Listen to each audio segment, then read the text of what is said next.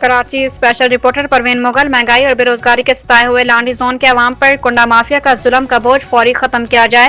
नाजायज कुंडा माफिया को कैफरे किरदार तक पहुंचाने के लिए इंसानियत परवीन मुगल साहबा का इलेक्ट्रिक का भरपूर साथ देने का ऐलान।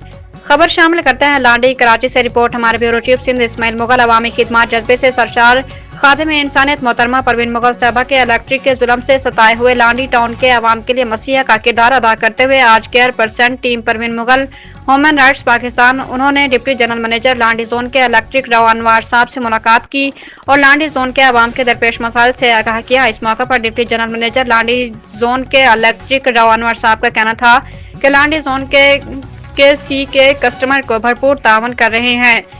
दौरान मुलाकात खादिम इंसानियत मोहतरमा परवीन मुगल साहबा का कहना था कि खौदारा लांडी पर कुंडा माफिया का बोझ लांडी जोन के अवाम पर ना डाला जाए, बल्कि मैं और मेरी लाडली जोन के अवाम के एसी से भरपूर तावन करके कुंडा माफिया का खात्मा चाहते हैं।